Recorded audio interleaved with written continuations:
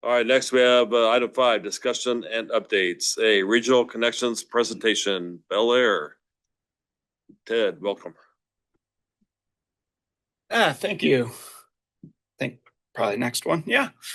Again, we're Bel Air. I'm Ted Henry. I've been with the city about 10 years.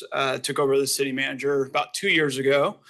Well, I think when people think of Bel Air, they might think a suburb, but recently and now we kind of see it as a land of opportunity. We have a lot of movement, a lot of building going on in our city. And I'm here to talk a little bit about that and a little what we're doing. Hovering just over 10,000 in population now. About 48% of our population have a bachelor degree or higher. Our median household income is 93,000 and about 77% home ownership. We have 7 parks. I think we'll have an 8th park coming in 2027. Community events, we have about 6 community events. We have the fall and spring festivals, the Cops and Bobbers, which is very popular, the e-recycle and shred day. If you don't have one of those in your community, they're really fun and really useful nowadays with all the junk mail we get, and it's an interesting opportunity to connect with your residents. I get more one-on-one conversations with people unloading their cars of any shred documents. So just a little shout out to the shred events that we do. This is a picture of Bel Air. As you can tell, City Hall was just built when this picture is taken. And if you drive anywhere around Bel Air, you know there's full of houses now. Here's a development map we have that we're working on. About everything is shaded there, but I kind of want to focus a little bit in on the white shaded on the east side of our city. That's our Sunflower Commerce Park. A lot of development going on, a lot of opportunity. Like I said, businesses are seeing the land we have available and relocating or moving towards us. This is a graph I put together in 2020 for our council. I saw the 1,400 plotted lots we had in 2020, trying to figure out what's our growth going to be. If we just kind of do the black line, that would be our regular growth. And the yellow line would have been if we took how many houses we build a year and times it by the amount of residents that would be there. I didn't think we'd have that big of a spike, but it's kind of fun being in one place for more than 1 or 2 years, being there for 10 years, because I pulled that back up. And here's our growth rate right now as I track it. So in 2020, our biggest fears are not coming true, but they're coming true in Bel Air as we see the growth go. Our utility counts are about 40% increase from 2019. Our youth sports programs are up about 12% from 2022. I'd love to take it from 2020, but as you know, that's probably not a good metric to say we grow 60% using 2020 as a metric.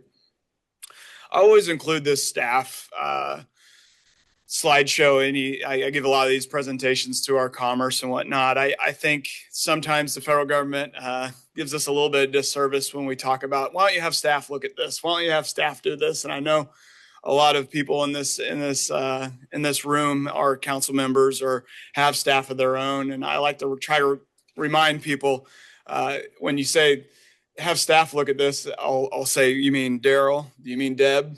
Because really we're about 48 strong. And I think the biggest challenge for us growing cities is how do we maintain these efficiencies, but still grow in population and provide the same service. We have a motto, City of the Future, with respect to its past. And I think as far as technology in Bel Air, we respected our past for far too long.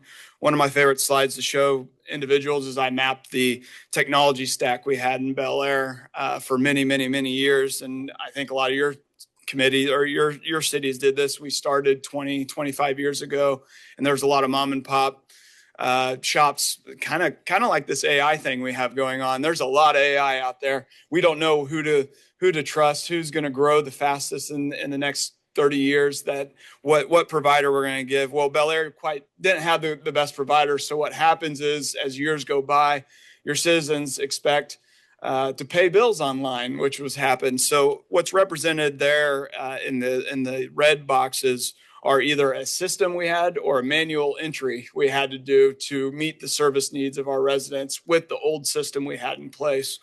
So for the last 2 years, we've been updating our systems as an internal city, and this is what our technology stack looks like today. What that does not only shows all our employees how different keystrokes they have to make, but we're also questioning why a process is the way it is and how do we change it. So the last 2 years, we've been really involved in changing different processes and internally. I only use this much time in this type of presentation because that's what a lot of cities are going through. And it's a very important aspect of how do we get smarter with our money and smarter with our growth. Like I pointed out, our Sunflower Commerce Park is growing like crazy. Walton's just finished their 100,000 square foot facility, and I love if you don't know Walton's as a company, they're a small family-owned company that are keep growing and growing, and they're out in our Sunflower Commerce Park. We also have the Amazon announced. I think Wichita Business Journal had a article a week or so ago. They're hiring 100 people in that Amazon facility in Bel Aire. Clinic in a Can. I can go on and on. FedEx has been a long-time partner for us. Dayton Freight just broke ground. And we also have some spec building, about 200 square foot spec building that it's completed, and they're starting on the next one out there. So we're seeing a lot of growth, not only residential, what you're used to in Bel Aire, but on the commercial industrial side. I threw in some of our park renovations because I think it's relatable to what we do here in WAMPO and all our processes. We had a small park, Eagle Lake Park. You can see on the left-hand side, we had an old volleyball court and then a sand playground for many, many years. And what happens if you try to replace that volleyball court, keep the sand, and then you go to the new surfacing, they don't mix very well. So what we did is we knew we couldn't keep the volleyball court in the same location. We talked to the neighbors. Marty and his group, and Marty's my my public works director, would talk to people. People would walk around. Where would you like to see a volleyball court? We even staked out different areas around that park.